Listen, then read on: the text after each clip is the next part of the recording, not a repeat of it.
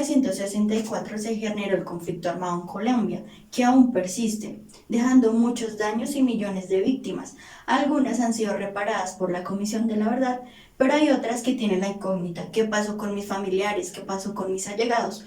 Por lo tanto, la guerra generó la construcción de un sujeto. Por eso, vamos a escuchar algunos relatos que ayudan a la construcción del mismo. Buenas tardes, queremos hacerle una entrevista referente a cómo se da la construcción del sujeto social en escenarios del conflicto armado acá en Colombia. Don Miraldo, nos gustaría que nos contara un poquito de su historia. En el 1995, algo terrible de mi tío. Delante de tantos niños, tanta gente, había un equipo de fútbol. Buscaron a mi tío, dijeron que se desplazara, que se fuera, que no lo iban a matar, no lo querían matar. Pero igualmente llegaron, pues como él no se fue, y lo mataron delante de tanta gente. Y eso fue algo increíble, ¿no? La gente lloraba, muy triste. Aaron no quería darse llevar, pero sí se lo llevaron. Porque él no pensaba que se lo iban a llevar porque él era de la Mutual. O sea, él iba a coger el cupo de jefe de la Mutual. Una semana. Perdón, ¿qué era la Mutual? Sí, la Mutual es una entidad, la que ella mucho ayuda a los pobres. Y entonces, como ayuda a los pobres, él era el sucesor del jefe, que era cartagenero, que se llama Héctor Rivas. Y mataron a Héctor Rivas una semana antes. Y él iba a coger el puesto de Héctor Rivas. Y entonces, antes de cogerlo, los paramilitares llegaron increíblemente durante ahí y lo mataron. Delante de todos esos niños. Y eso fue increíble. La gente lloraba mucho porque él era buena persona, el tío mío. Sí. Sí, no quería que pasara eso. Era algo así como un líder social. Un líder social, sí. Y entonces él decía, no me maten. No, que nos vamos a llevar. Él decía, mátenme si quieren. Y eso sí decía, él gritaba delante de todo el mundo. Y se hizo una tapa, no darse llevar porque le iban a torturar, como hacen siempre. Así que eran los paramilitares. Señor Miraldo, Sí. ¿cómo llega usted aquí a Bogotá? Bueno, de ahí me vine por un primo mío, que viene siendo sobrino del tío mío. Me dijo para que busque oportunidad y yo vine. A los 2 años él me quería llevar. Y dije, no quiero, aquí me está yendo bien y gracias a Dios aquí estoy. ¿Lo quería llevar a dónde? ¿Otra vez al pueblo? Hacia el pueblo, pero gracias a Dios aquí estoy. ¿De dónde es que es? Sí, Roble Bolívar y Guamo Bolívar. Del Guamo El Bolívar. municipio, sí. Y acá en Bogotá, ¿cómo empezó a desenvolverse? ¿Dónde se quedó? Sí, primeramente me quedé 1 año con mi primo. Él le tocó irse de pronto por cuestión familiar. Y si él se fue, él me quería llevar. Le dijo a todas mis hermanas, a todos mis hermanos que se quería ir. Y dije, no me quiero ir, aquí hay una oportunidad. Y las hermanas yo le hablé, le llamé, me dijeron, mi primo quiere ir para allá. Y dije, no, si tú estás bien allá, quédate allá. Y gracias a Dios aquí estoy todavía luchando. No bien, pero sí, me va más o menos para pagar mi arriendo, sí. ¿Usted sintió alguna vez apoyo del Estado en cuestiones de lo que le pasó a su familia, a su tío, esa persecución que tuvieron allá? ¿Usted sintió en algún momento el apoyo del Estado? No, nada, no llegaba nada. Nadie No. prestó una orientación psicológica a la familia de su tío. Nada, mi tío no, nadie. Y acá en Bogotá, cuando usted llegó, es decir, eso que usted tiene, esa arte que usted tiene de ser barbero, ¿cómo se dio cuenta cómo empezó esa fuerza que tenía usted para poder salir adelante otra vez? ¿Qué lo impulsó a usted? ¿Qué lo impulsó? Bueno, igualmente yo vine, pero mi primo me trajo y yo estaba tan práctico y de ahí comencé a coger práctica igualmente, pero me ha ido bien, gracias a Dios. Adelante y vamos. O si no, bien, pero sí, ¿para qué? ¿Usted cree que Sí, el curso no lo tengo, es todo empírico. todo empírico? Y Sí. tiene buena clientela. Sí, gracias a Dios. ¿Qué piensa usted de su vida hasta este momento? ¿Qué Sí, piensa bueno, hasta hoy día? Algo terrible, pero sí, espero que todo salga adelante con la ayuda de Dios, alguien que me dé apoyo, porque si no necesito, ¿no? ¿Ese conflicto Sí. armado usted cree que en algún momento puede terminar? Bueno, hasta el momento no sé qué decir. No sabe. Sí, Pero su familia está bien allá. sí, gracias a Dios. Después de que usted se vino, no hubo más. No, todo ahí acabó. Sí, porque el pueblo mío era un pueblo muy educado y ellos decían que no querían matar a nadie y fue el único que mataron, el tío mío. El único. Después de eso, ¿a qué tiempo se vino para Bogotá? Sí, como a los 5 años después de eso. Ya tengo 6 años hasta por acá. Tiene 6 años acá en Bogotá. Sí, Pero para tener 6 años le ha ido bien. sí, gracias a Dios. ¿Qué piensa más adelante? Bueno, pues si sigo a mi pueblo, porque de todas maneras el pueblo de uno es lo que uno quiere, ¿no? Sí. Regresar a mi pueblo llegar, gracias a Dios no medio tan mal, pero ni tan bien, pero sí, ahí, sí. Después de que se vino, ¿ha vuelto alguna vez a visitar a su familia? No he podido. ¿Está solo acá en Bogotá? Sí, ¿No tiene más familia? nada, los Todos primos se fueron como al año. ¿Duraron un poquito Sí. acá en Bogotá ellos? Sí, pero sí lo llamo constantemente para que, sí. Yo me dice que si viene acá, me queda acá y que vaya y lo visite. Si me piden, Sí, claro. si no he podido ir todavía. Señor Viro, una última Sí. pregunta antes de que nos acabe el tiempito. ¿Usted alguna vez se ha acercado al Estado a decir que es desplazado por la violencia? No. No. ¿Usted sabe que de pronto puede contar con ayudas? Bueno, sí, se Pero, puede. pero porque- nunca ha hecho o si nunca se ha acercado. No, nunca, porque mi hermano siempre está en esto, porque él es del Consejo Comunitario, el hermano mío, Sí, allá Alexander García, sí. en Bolívar. Él todo el tiempo está en esto, él ha venido a muchas reuniones con el presidente, cuando era Uribe, vino 2 veces. Sí. Se presentó con Uribe y todo, pero igualmente. Sí. Bueno, señor Emilio, Sí. muchísimas gracias por su tiempo. Bueno, gracias.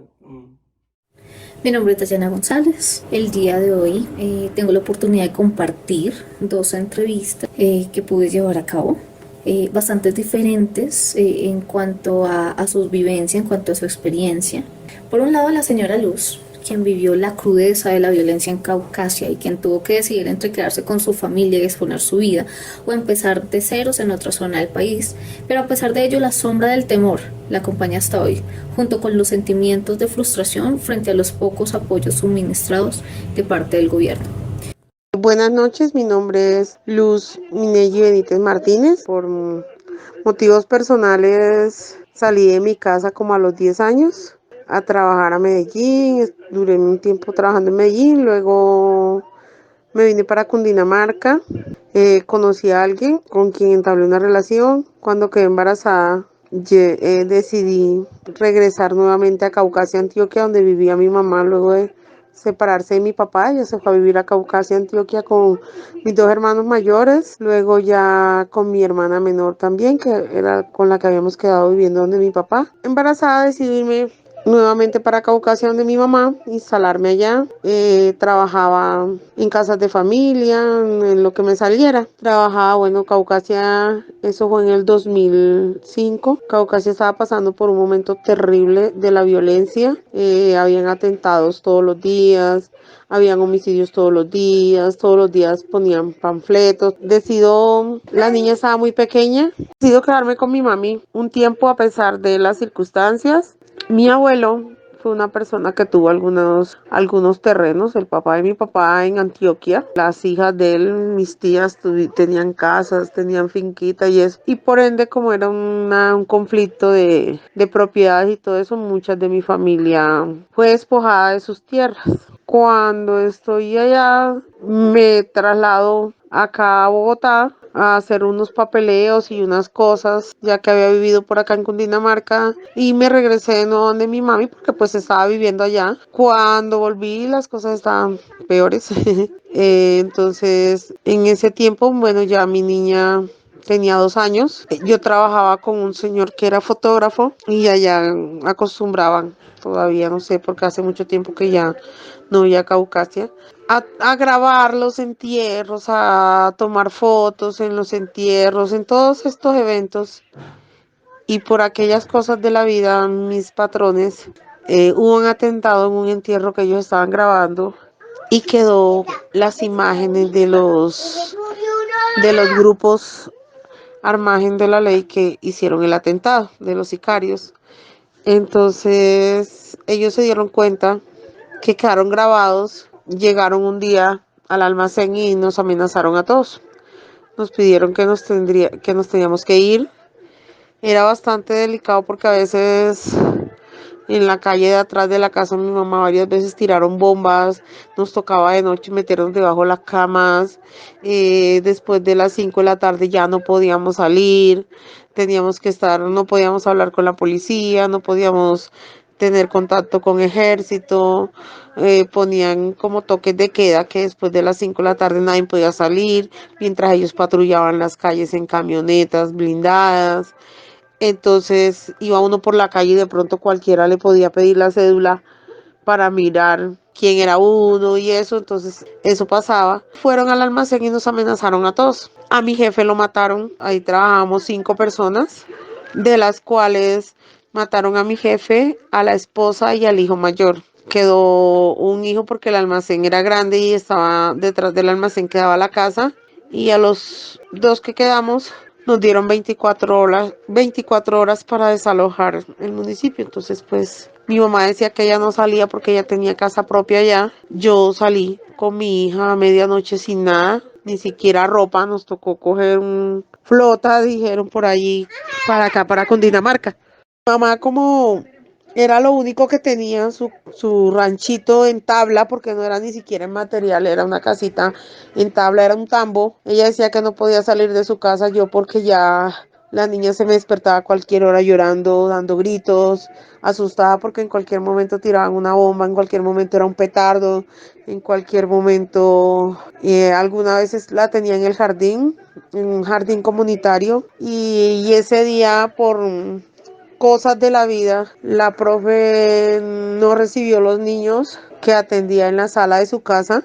Ese día no había agua y decidió no atender a los niños, mandarlos para atrás, para sus casas. Entonces departía con su hijo y otros familiares en la sala donde debían estar los niños, y llegaron unos de estos grupos y simplemente acabaron con la vida del hijo de ella. Le dimos gracias a Dios que no hubo agua, porque esta gente llegaba y mataban a los hombres, mujeres, sin importar si habían niños, sin importar si habían adultos mayores. Ellos no les importaba nada. Entonces fue un tiempo bastante difícil, digamos. 2006, 2007, 2008 fue una cosa de locos lo que se vivió en Caucasia. Mataron muchos vecinos, mataron muchas personas conocidas, mataron muchos niños en esa época, personas que uno conocía de niños, de jóvenes, muchachas, muchachos que por el afán del dinero fácil se involucraron con esos grupos de una o de otra forma. Entonces, en medio de ese conflicto y esa guerra, pagamos justos por pecadores también, porque habíamos personas que simplemente nos dedicábamos a trabajar, pero que teníamos que estar como con miedo, como con susto. Entonces, bueno, mi familia por parte de mi abuelo, como tenían fincas y todo eso, entonces el apellido era como reconocido, y ver un panfleto pegado en un poste donde aparecía tu apellido y que decía 24, 12 horas, 8 horas para desalojar el pueblo, era bastante triste y bastante frustrante, y más para una madre soltera era bastante. Y yo decía, ¿qué hago? Mi mamá decía, no me salgo, no me voy, no dejo mi casa. Yo le decía, mamá, aquí no hay futuro, aquí no hay nada, aquí no hay sino muerte, violencia. Hasta que un día, ya de ver los ataques del nervio que le daban a la niña, impresionante, de que ya yo no dormía, de que esto, me tocó tomar una decisión y fue salir de Caucasia corriendo. Ya había recibido 2 amenazas de que tenía que salir, uno por el apellido, porque era por mi apellido Benítez, porque, como les decía yo a ellos, yo no tengo nada. El que mi abuelo y mis tíos hayan tenido no quiere decir que yo tenga algo. Yo no tengo, a mí no me pueden quitar nada porque no tengo nada. Y el trabajar en ese almacén y ver, y ellos pensaban que todos estábamos involucrados en la grabación. Entonces, nada, eso fue como ya la copa que rebosó, y dije, no, definitivamente no puedo quedarme más. Tengo que pensar en mi hija, en mí, en mi salud, en mi bienestar. Y sí ha sido complicado porque, o sea, fue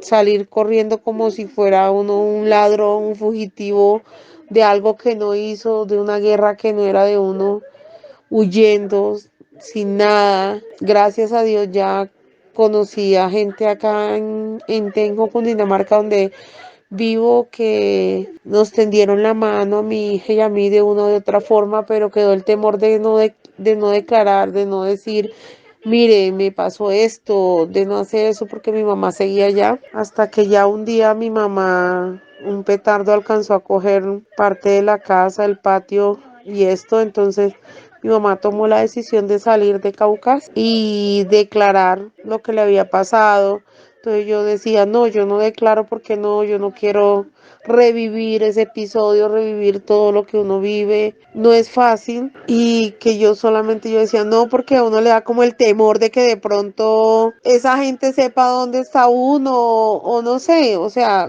da siempre queda como ese temor. Yo desde entonces nunca más he vuelto a Caucasia. Señora Luz, frente a su vivencia personal, ¿qué opina acerca de la restitución de tierras y reparación a las víctimas? ¿En lo personal siente que se ha hecho suficiente desde el gobierno en cuanto a la atención a las víctimas? Mira, yo creo que restauración de tierras, la verdad, bueno, a mi mamá no se le hizo restauración de tierra. No, yo no tenía nada, entonces no me hicieron restauración de tierra. ¿Cuánto al conflicto? Yo pienso que falta mucho apoyo del gobierno, ¿sabes? Porque yo hablo con otras víctimas, yo hablo con otras personas, por lo menos mi caso, una mujer sola que con una hija estudiando, que necesitaba sacar, o sea, trabajar en lo que fuera, como fuera en casa de familia, como me ha tocado, en un lado, haciendo aseo, barriendo, hasta recogiendo ladrillos, escombros. Y no me avergüenzo porque yo pienso que el trabajo es honroso, como después que uno tenga cómo sacar a sus hijos adelante. En algún momento me pareció muy frustrante y muy triste porque mi hija necesitaba medios para poder estudiar y esto. Y yo me endeudé sacando una tablet porque no la podía pagar y de contado. Entonces yo lo que hice fue sacarla como a crédito para poderla pagar a poquitos. Y el gobierno se dio cuenta de eso y simplemente me suspendió las ayudas porque según ellos, si yo tenía como pagar un crédito de 400.000 pesos, entonces yo estaba económicamente estable. Como le dije al abogado alguna vez, si acudo a un crédito es porque no tengo forma de comprar una tablet o un computador de contado. Una tablet es más económica que un computador y necesito conseguirle herramientas a mi hija para que estudie. Entonces me parece cosas como personas que, o sea, como que las ayudas no son muy, como te dijera yo, muy parejas como a las personas que sí realmente lo necesitan. Yo, personas con casas que han recibido indemnización, personas, alguna vez estuve en un barrio buscando arriendo en Bogotá y me decían, mira, de aquí para acá tú puedes encontrar casas que les han dado a los desplazados, ¿sí? Y eran 2 calles. Estas casas son de desplazados. Y yo decía, y esas casas tan bonitas, allá debe ser caro. Dice, no, por allá no puedes entrar porque esas son las casas que les han dado a los reinsertados. Y eran como 4 o 5 cuadras con unas casas bonitas. Y yo decía, o sea que aquí en Colombia tristemente paga más ser reinsertado que desplazado. Tiene más beneficios ser reinsertado, haber matado, secuestrado, acribillado, despojado a las personas, tiene más beneficio que haber sido víctima, ¿sí?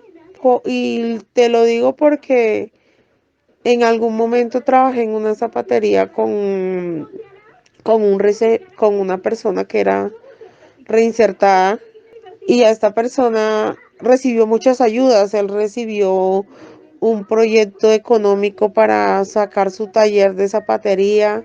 Fuera de eso le ofrecieron vivienda. Yo llevo todavía mendigándole al gobierno una casa, pero no ha sido posible. Entonces yo decía, un proyecto donde uno pueda pagar la casa con a bajo costo, pero que uno pueda pagarla, uno no la pide gratis, que la pueda pagar. Y pasé papeles alguna vez para vivienda y la respuesta fue que no cumplía con los requisitos para adquirir una vivienda. Sí, para mí sí, yo, ok.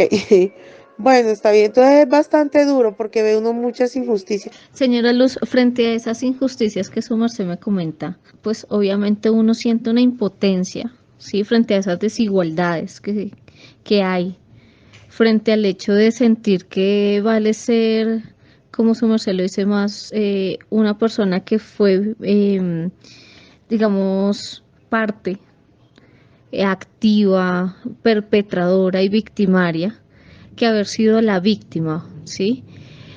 ¿Cómo, cómo ha sido su vida desde la parte emocional, con todas las vivencias que ha enfrentado y con todo lo que aún debe enfrentar frente a esa, de pronto esa indiferencia del mismo Estado, frente a esa indiferencia de las mismas instituciones? Pues es bastante frustrante, ¿sabes?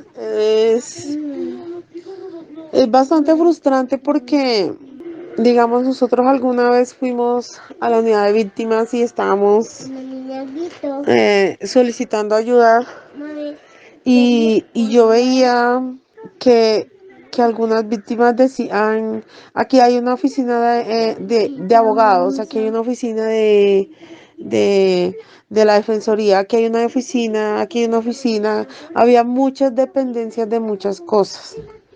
Y yo decía, pero ¿qué hace uno para acceder a esa? Sí, yo por lo menos alguna vez solicité para negocio propio, porque es muy complicado. Yo en este momento tengo, como te decía, 2 niños más y es complicado porque no tiene uno como el sueño, yo creo que de todo ser humano, de todo, no solo colombiano, de todo ser humano, y es tener un techo, una vivienda digna, y es complicado.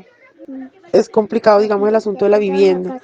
Sí me dicen que hay, me dicen, porque yo no he podido acceder a ninguno. Tengo una hija, mi hija de 17 años, que fue la que vivió más conmigo todo el tema de este conflicto, de este desplazamiento. Y es complicado, es duro, es decirle a tu hijo, no podemos, vivimos en un sitio que era muy bonito, Caucasia, porque Caucasia era acogedor, era para nosotros era nuestra segunda casa, a pesar de que yo no nací en Caucasia, yo me consideraba mi segundo hogar. No poder volver porque la verdad no lo he intentado, no es fácil, donde tú vives con el del diario, ¿sí? Te ganas menos de un mínimo para pagar un arriendo, para pagar unos servicios bien costosos, para sacar niños adelante. No es fácil.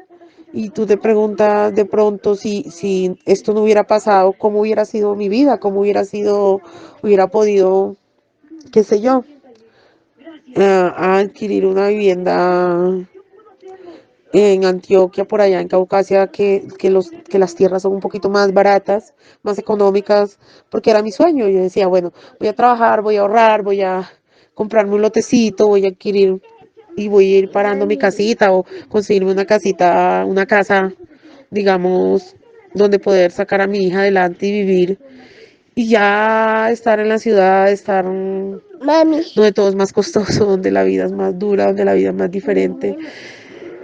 Y uno dice, ¿qué hubiera pasado si yo no hubiera tenido que vivir eso? De pronto la situación económica fuera mejor, de pronto ya uno por acá se aísla de la familia porque no es fácil, los pasajes son costosísimos para viajar tan lejos. Entonces también implica el que tú estés lejos de tu familia, el que dure 2, 3, 5, 6 años sin ver a tu papá, sin ver a tu mamá. Yo hacía 14 años no veía a mi papá y mi papá falleció este año. Entonces, imagínate, mi papá falleció y yo desde que salí desplazada, yo no volví por allá y,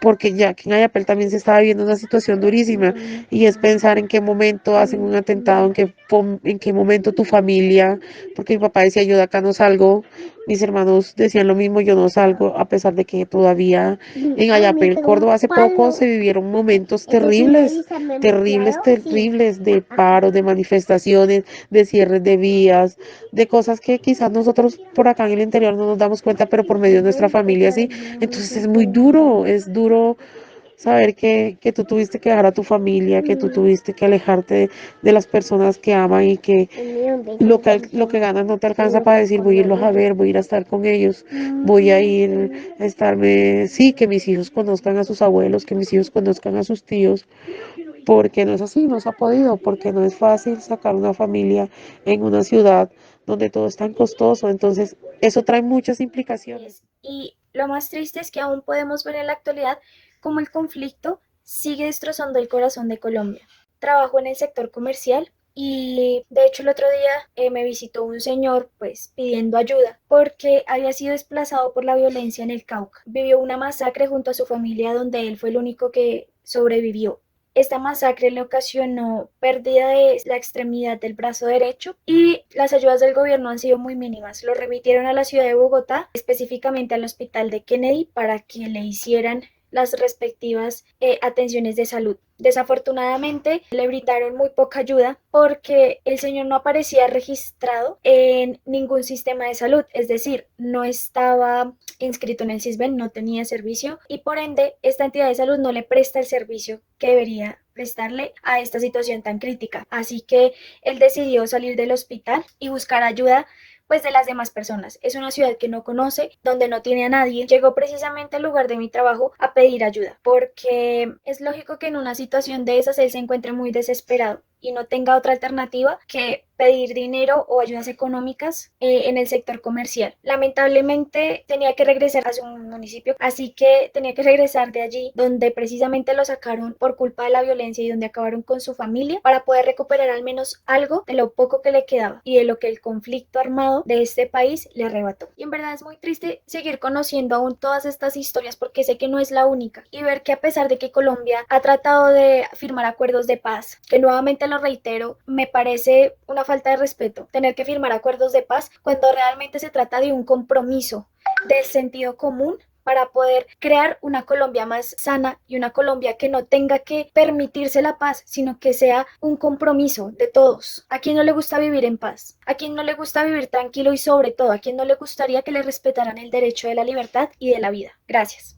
Bueno, para finalizar, creo que es importante reconocer la importancia y el valor de todas las personas que nos ayudaron en este reportaje, principalmente darle gracias a ellos por decidir participar y ayudarnos con esta actividad, ya que no es un proceso fácil el de recordar. En este caso quisiera citar a Eder 1990, quien dice que el origen de los sujetos sociales se encuentra determinado por un conjunto de necesidades, deseos, miedos y motivaciones suscitadas por la trama de las relaciones sociales en donde se constituye el sujeto. Considero muy oportuno esta cita porque es lo que nos han narrado aquí.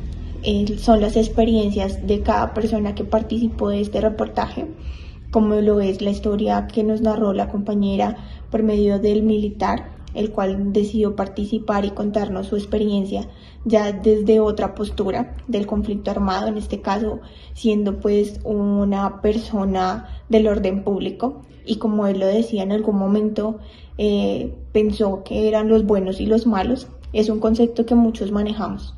Entonces pienso que este reportaje fue muy oportuno para conocer la verdadera construcción del sujeto en el conflicto armado. Quiero resaltar la experiencia de esta persona que fue mutilada en un conflicto armado que ha dejado tristeza, desolación y malos momentos en nuestro país. Considero que esta actividad ha sido muy enriquecedora para mejorar esos conceptos, esas ideas que muchos podríamos tener en referencia al conflicto armado en nuestro país. También quiero dar las gracias para la persona que nos narró desde su experiencia con el conflicto armado, donde nos narró cómo fue asesinado su tío, que fue un líder político. Considero que de verdad son muy valientes estas personas al recordar un suceso como este, pero también quiero resaltar que aunque hay un conflicto armado y todos somos sujetos dentro de ese conflicto, también existe una resistencia que se ha creado a través de la forma en que las personas han decidido enfrentar superar esas circunstancias por las que han atravesado a través de diferentes circunstancias, porque si bien lo vimos, son casos que en la actualidad se siguen presentando, como el caso del señor que no ha podido o no pudo adquirir o ingresar al sistema de salud para ser atendido por su mutilación.